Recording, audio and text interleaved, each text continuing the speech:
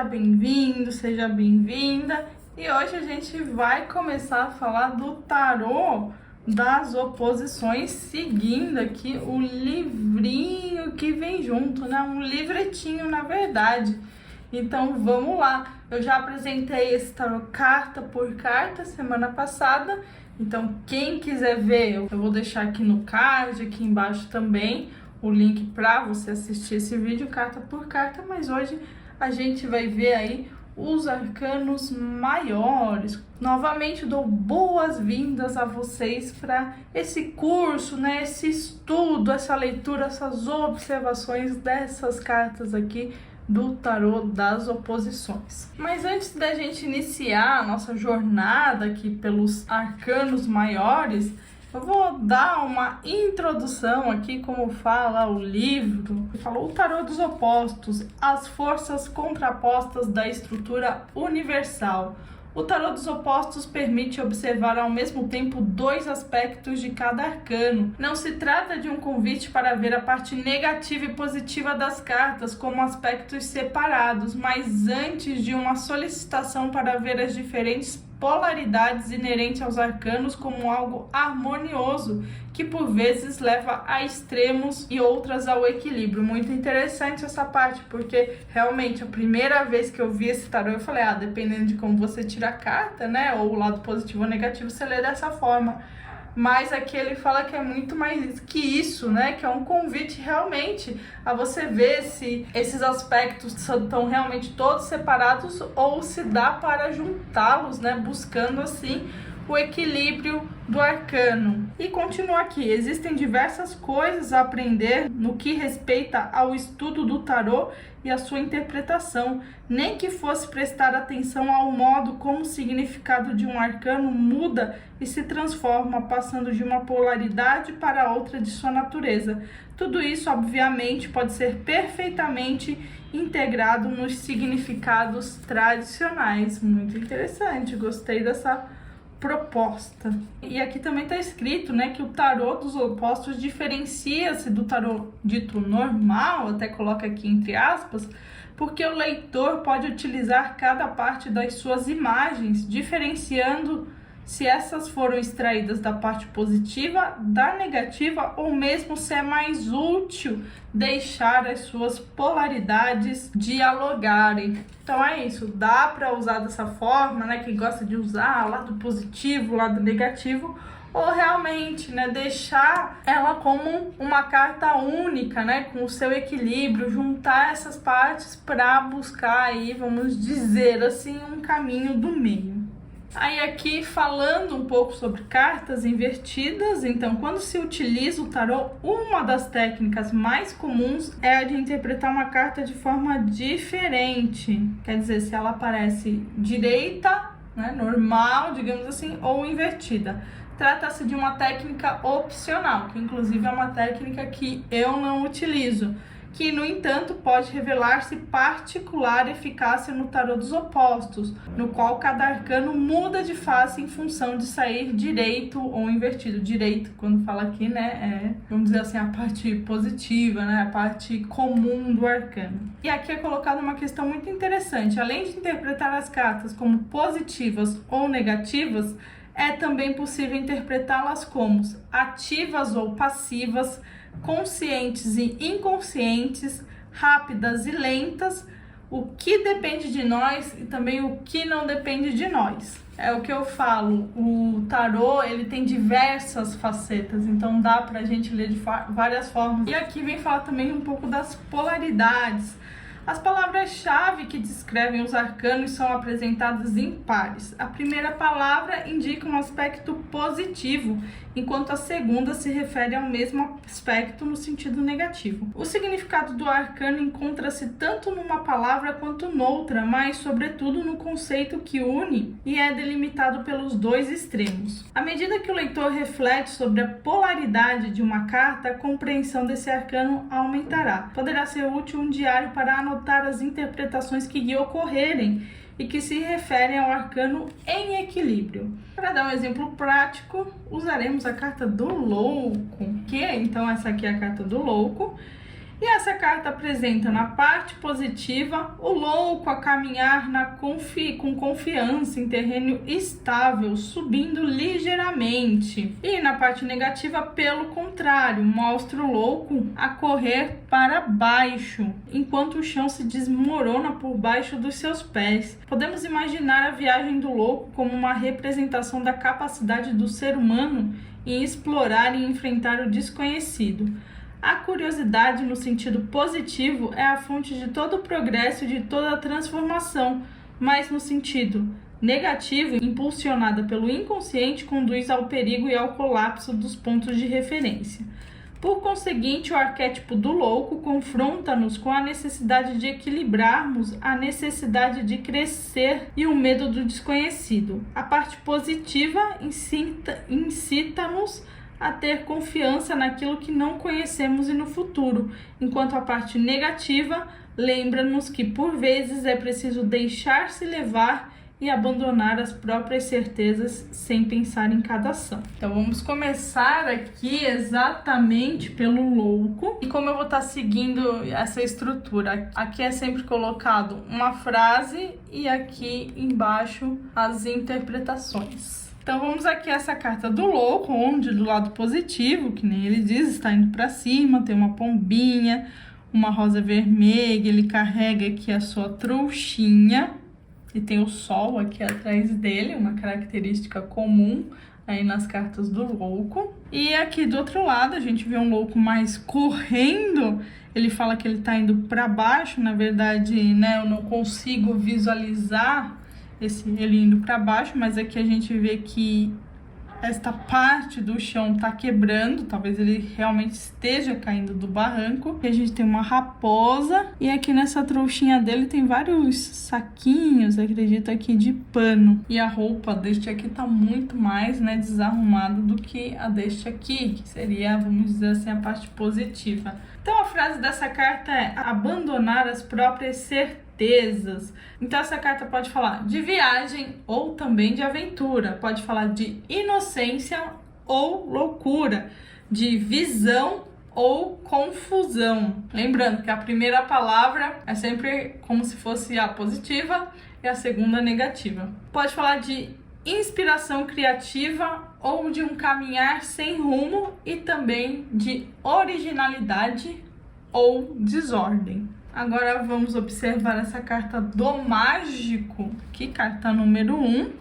Então aqui o mago com todas as suas ferramentas, os bastões, as copas, os ouros, as espadas, as rosas, né?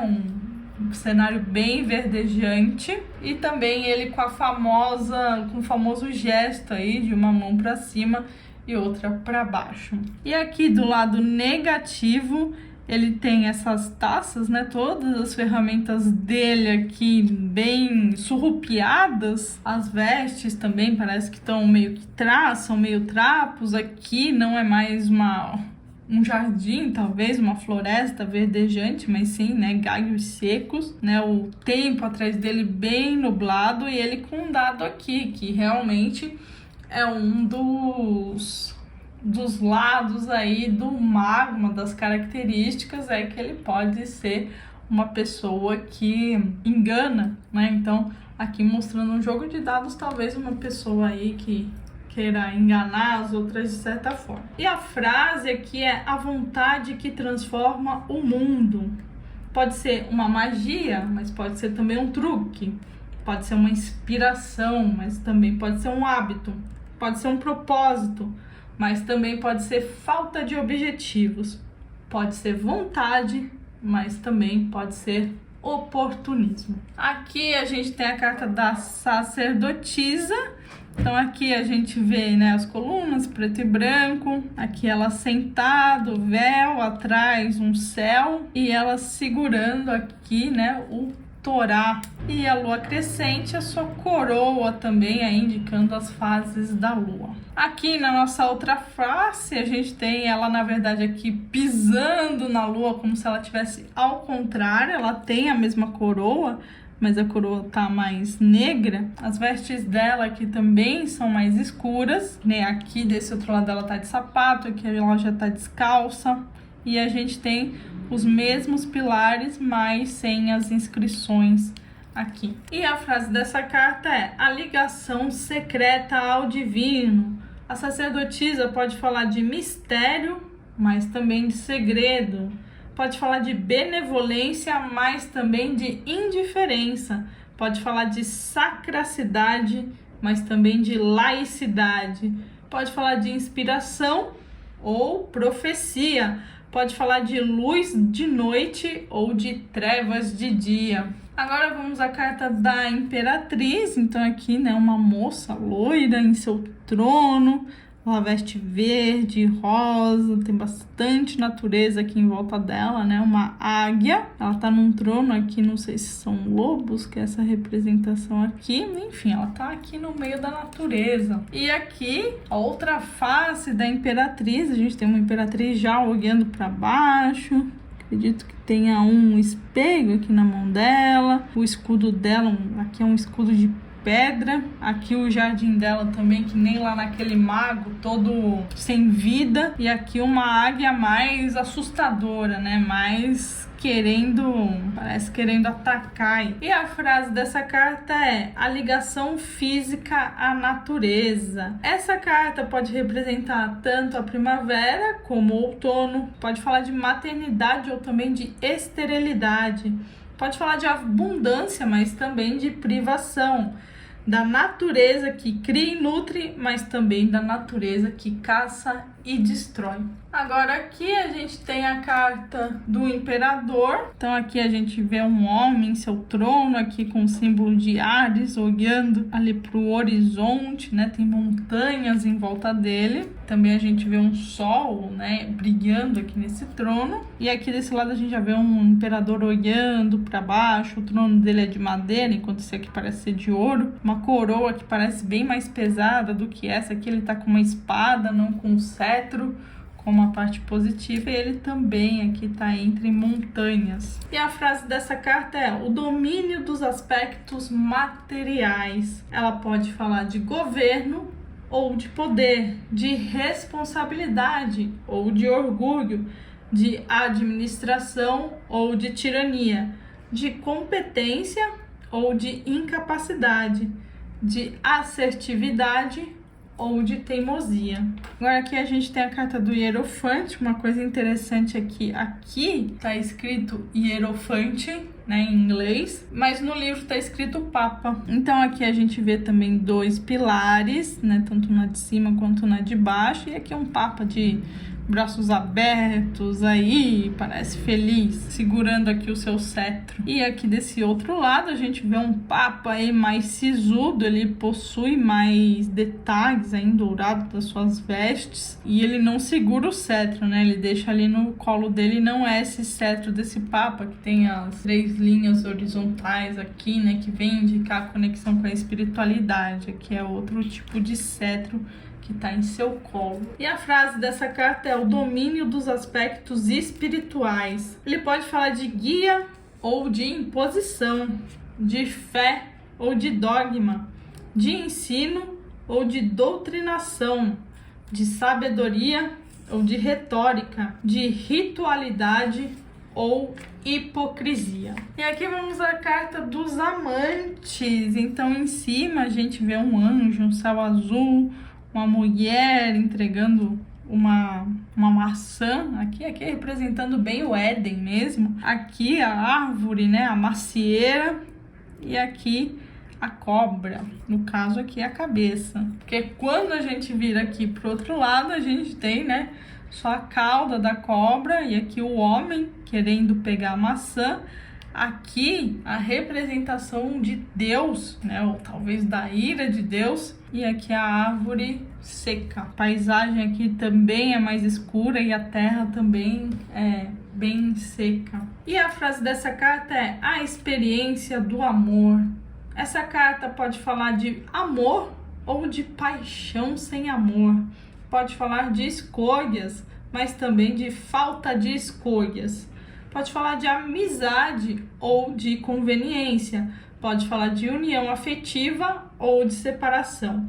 pode falar de simplicidade de coração ou de duplicidade. Carta de número 7 aqui, a carruagem. Aqui a gente vê 2 leões, um branco, um preto, e aqui a pessoa, né, sendo puxada por esses leões, até tá com o braço para cima em sinal aí de vitória, né, de conquista. E aqui do outro lado a gente também vê os mesmos leões, né, branco, preto, com máscara já, talvez com armaduras. Aqui a capa desse guerreiro todo estrupiada também aqui, né, ele segurando uma lança para frente e várias lanças também aqui em direção dele. E a frase dessa carta é: o governo das ações. Essa carta pode falar de poder e controle ou de indecisão. Pode falar de vitória ou de derrota, pode falar de confronto ou de conflito, pode falar de velocidade ou o excesso da mesma, pode falar de domínio dos instintos ou de vícios, né? Quer dizer, ser dominado pelos instintos. Aqui, carta de número 8, a força. A gente vê aqui a mulher com símbolo. Aqui eu não sei se dá pra ver na câmera, né? Porque ele tá bem da cor branca também, que nem a nuvem. É o símbolo da sabedoria aí, do infinito. Atrás a gente tem um castelo e ela abrindo aí a boca do leão sutilmente, sem medo nenhum. Aqui desse outro lado a gente vê um leão bem mais magro. Esse castelo aqui parece sem tanta vida, né? Quanto o outro, ela não tem mais aquele símbolo na cabeça. E aqui ela tentando abrir a boca do leão, mas ela não olha pro leão. Não sei se ela tá tentando fazer força ou algo do gênero. E a frase dessa carta é: as virtudes humanas. Ela pode falar de inteligência ou de brutalidade, de humildade ou de orgulho, de ética ou de moralidade, de simplicidade ou de esforço, de controle ou de desequilíbrio, de poder ou de fraqueza. Então aqui o eremita segurando a sua luzinha, né? Um homem velho com seu capuz, e também ele segura um galho aqui que vai se juntar com a outra faceta dele, que é uma faceta realmente mais escura, que parece que ele tá bem mais mal cuidado e a sua lâmpada está atrás, né? Não tá guiando ele como geralmente a guia do eremita o guia, né? Ela tá atrás e tá apagada. E a frase dessa carta é: a luz da experiência. Ela pode falar de sabedoria ou de rigidez, de guia ou de inexperiência, de medicina ou de doença, de recolhimento ou de isolamento, de tradição ou também de hábito.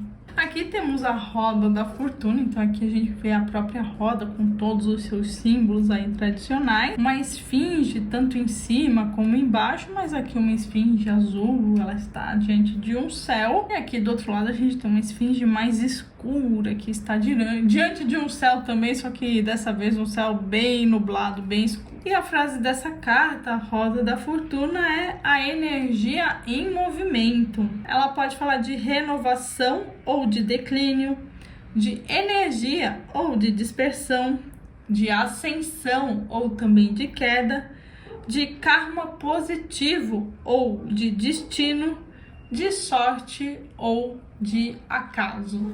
Aqui temos a carta 11 da justiça, então aqui a gente vê a imagem da justiça com a balança aqui, ela sentada, né, bem rígida, bem reta, né, bem certinha aqui, com a espada dela aqui virada para a própria balança. Aqui do outro lado a gente tem uma justiça já sem a coroa, a balança também tá para cá jogada, a espada também tá para lá.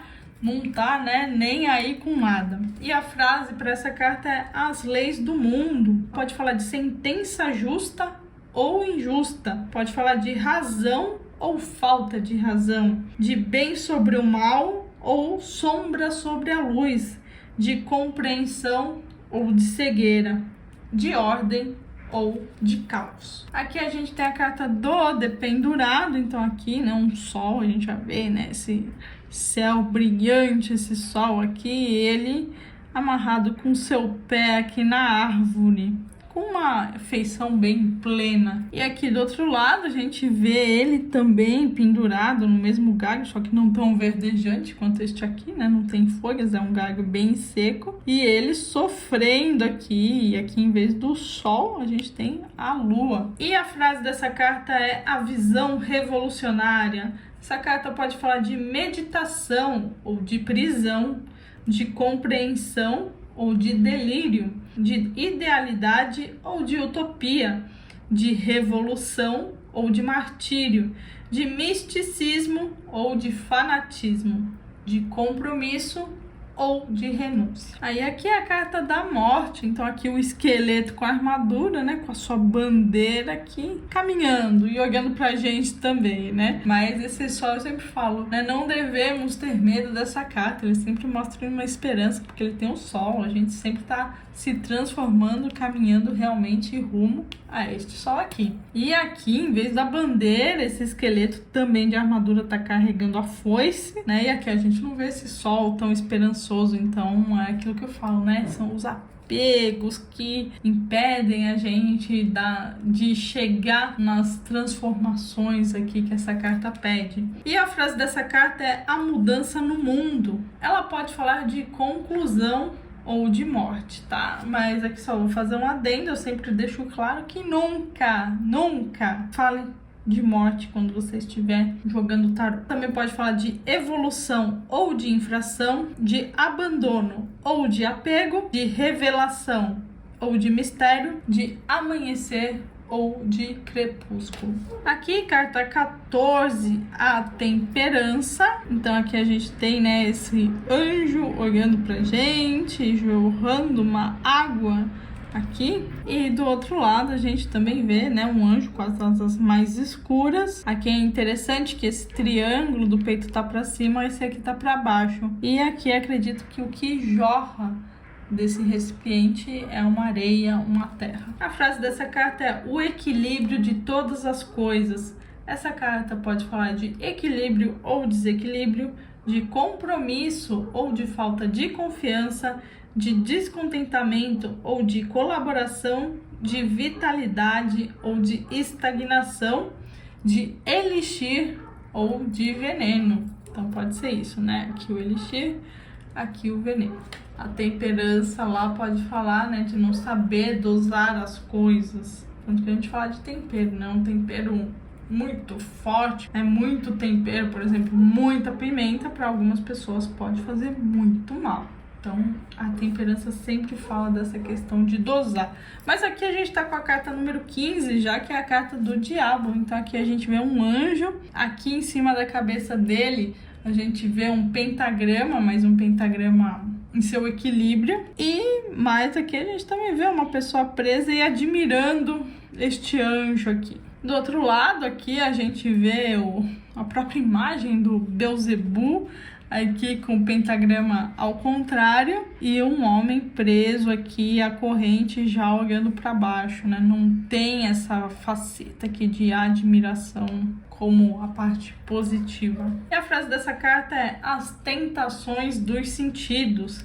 Ela pode falar de sensualidade ou de pecado, de magnetismo ou de escravidão, de magia ou de necromancia, de astúcia ou de mentira, de alternativa ou de aberração. Aqui a gente tem a carta da Torre, e essa carta eu tenho uma certa dúvida sobre qual que é o lado positivo e qual que é o lado negativo, porque ele segue muito aqui o padrão, né, claro, escuro, claro para falar do positivo e o escuro para falar do negativo, porque aqui a gente tem uma torre menos torre, né, aqui a gente vai ver outra torre. Aqui a gente tem uma coroa caindo aqui desse lado, mas aqui a gente tem um pássaro saindo, então não sei se isso seria um fogo. E aqui, analisando do outro lado, a gente vê um raio aqui de lampejo, né? iluminando dentro dessa torre, mas não parece que ela está quebrando. A gente só tem essa coroa que está caindo, que é a questão ali das representações comuns aí da torre, que é o ego, né, a materialidade, enfim. Mas eu fiquei um pouco confusa em relação ao positivo e negativo dessa carta. Se você tem alguma opinião sobre, deixa aqui nos comentários para ver o que faz mais sentido para você. Para mim, eu acredito que este raio tá iluminando aqui, então para mim essa parte seria positiva. E nesse, né, que é uma parte mais escura, querendo ou não, e aqui tá pegando fogo mesmo, ela tá sendo destruída. Então aqui pra mim seria uma parte mais negativa, mas o que me confunde aqui é essa coroa caindo e essa ave voando. Mas vamos lá. Aqui a frase é o mistério divino. Aqui pode ser relâmpago misterioso ou destruição. Então acredito que essa seja a parte positiva mesmo. Pode falar de reconstrução ou de precipício, de preocupação ou de sofrimento, de orgulho ou de punição, de prova suprema ou de fracasso. Aqui, carta número 17, a estrela. Então aqui a gente vê uma moça, né, jogando aqui água no chão. E aqui atrás uma estrela brilhante, né, um céu bem estrelado também. Aqui a gente vê que ela tá num lugar também com bastante verde, apesar de estar escuro. E aqui do outro lado a gente vê uma estrela, na verdade, tirando água aqui de um lago, acredito. E tá bem árido aqui o terreno, o céu não é estrelado, só briga, a estrela dela só briga um pouquinho aqui ao fundo. E a frase dessa carta é a luz do infinito. Ela pode falar de espiritualidade ou de materialismo, de beleza ou de esteticismo, de otimismo ou de desconfiança, de serenidade ou de inquietação, de arte ou de imitação. Aqui, carta da lua. Então aqui a gente tem um cachorro branco olhando para a lua, uma torre aqui, e aqui embaixo uma lua. Olha, essa lua tem faces, agora que eu percebi. Aqui é uma face de um homem sisudo e aqui é uma face de uma mulher olhando para cima, bem plena. Aqui desse lado a gente também tem um cachorro mais bravo. Aqui é a pata de um caranguejo e também a torre, mas a torre toda destroçada e o terreno aí bem árido também. E a frase dessa carta é a imersão no inconsciente. Ela pode falar de intuição ou de irracionalidade, de sonho ou de pesadelo, de profundidade ou de abismo, de introspecção ou de fechamento, de memórias ou de arrependimentos. Aqui, carta 19, carta do Sol. Aqui a gente tem, então, a criancinha ali da própria carta do Sol do Tarot de Waite, que ela tá no meio dos girassóis e a gente tem um solzinho sorrindo aqui. Solzinho do Teletubbies, pra quem conhece. E aqui desse outro lado a gente tem um sol que não tá tão... não parece estar tão feliz assim, parece que ele tá indiferente, não parece estar triste também, mas parece estar distraído esse sol aqui. E aqui a gente também tem uma criança que também está andando num campo de girassóis, mas são girassóis que já estão secos. E essa criança olha pra baixo, não parece tão alegre quanto a outra. E a frase dessa carta é o poder da luz.